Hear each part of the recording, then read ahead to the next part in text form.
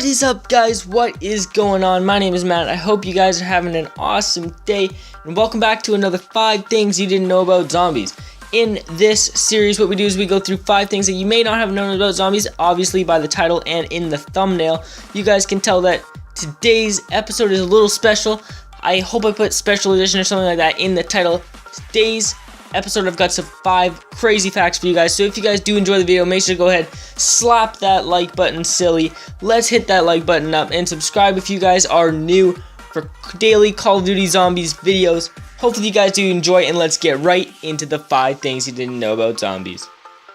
So coming in at the number 5 spot is that you may not know this, but in every single map, the name tags are randomized. So whenever you spawn in, when you're playing solo or 2-player, like 3-player on Origins or something like that, Takeo could be a blue color. Dempsey could be a blue color. Richtofen could even be blue. And so Nikolai could also be blue. It's randomized, but on every map except for one. This map is Moon. On this map, the character Dempsey will always spawn in as a white name. Why is this, you may ask? Well, there's an actual legitimate reason for this, and it's not just a glitch. Moon's Easter egg is a huge Easter egg in the zombie storyline, as it involves Richtofen and Samantha switching bodies. I'm sorry I don't have footage of this because Easter eggs are really hard to get, and I don't actually have any footage for it, but the Easter egg involves making Richtofen's master plan. Richtofen's master plan is to take over the world, so to speak, and to blow it up from Moon, which is through the Easter egg on the Moon map. So it is therefore essential for him to be a playable character. So Richtofen will always be the first guy you spawn in. When you're playing solo or you're playing everything, he will always be the first guy to spawn in, because that is how it works. So that way their master plan can take place no matter whether you're playing 1, 2, or 3, or 4 players. Which means through the process of elimination, Dempsey's character name tag will always be white. Coming in at the number 4 spot is that on Mob of the Dead, there's a so-called glitch where the perk machine Electric Cherry does not phase in and out of reality like the other perk machines. As you can see, the other perk machines will fade in and out, whereas Electric Cherry does not. You can see I'll put just little gameplay clips in there of me buying just different little perks on the map. And so this is actually just a big secret in our community. Nobody actually knows this. It's just one thing that maybe Treyarch was just trying to show out their new perk, because on Mob of the Dead, that was the first time we did notice Electric Cherry. But is it a coincidence? I don't really think so. I think Treyarch was messing with us, trying to send us something, but nobody has actually found out what it is to this day. Coming in at the number 3 spot is, did you know there are only 6 maps, excluding the Transit Green Run maps, where it is possible to obtain perks without having to turn on the power switch? It's kind of a free perk, so to speak. Like everyone calls it when you get a free perk. So this list also excludes Numa, because on Numa, the perks machines are totally random, and it is kind of in the same boat as the Green Run maps, as there is no power switch. So these maps are Call of the Dead, because you can get a free perk. You don't even have to don't even have to turn on the power by killing George. Say you get a death machine, you keep hitting him. So that is a free one way that you can get a free perk without having to turn on the power. On Shangri-La, the monkeys can take your power-ups, and you can kill them at the right time. The little split second, you can get yourself that free perk. On Moon, you can use a QED if you hit the box right and you get the QEDs out of the box. They're cool little grenades. You can throw it down on the ground. If it can automatically pop up a new perk bottle for you. That is cool. And Buried the Witches, I think that's the gameplay I'll have in the background.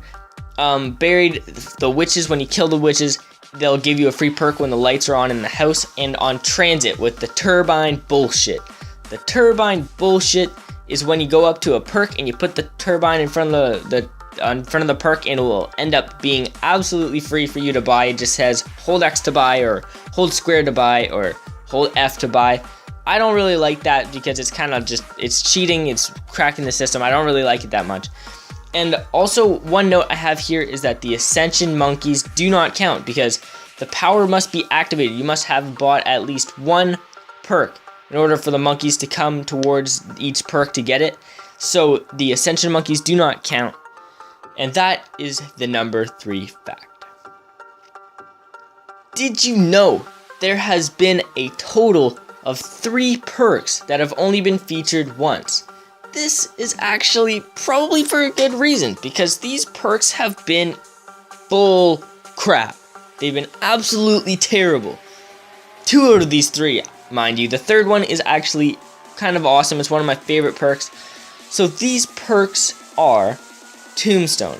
Tombstone is a terrible perk. Tombstone allows players to go where they died after they've died on transit and collect everything that you had before you died minus the perk Tombstone. So aka it's an incentive to die. Why would you ever do that? That's terrible. It's just garbage. Like Who's Who, which is the other one that's only been featured on Die Rise. It's like a quick revive except it's just garbage. How are you supposed to kill zombies with a pistol? Why does it not give you any points also? It's just so frustrating. And the last perk that's only been featured once, I'm kind of sad about this, is Vault Raid. Vault Raid is awesome. I hope it gets off this list and put into another map. And coming in at the final fact today is kind of storyline related. It's about Shino Numa in the original World at War Zombies. So the original 4 characters do travel to Shino Numa. You guys may be wondering why. It makes no sense in the actual timeline for Nazi zombies because they're not Nazi zombies, they're Japanese zombies, but the actual storyline makes sense and it's not very well known, so I'm going to let you guys know about it now. So Shino Numa is actually located in a Japanese war zone.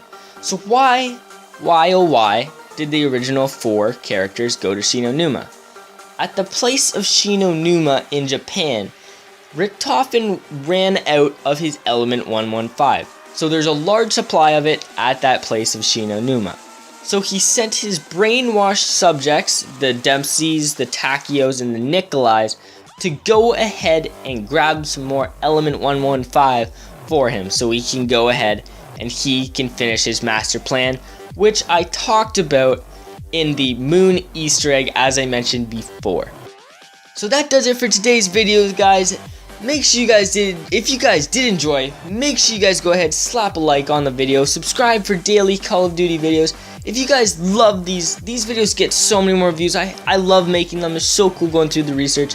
If you guys did enjoy, I hope you guys come back for another one soon, and I'll see you then.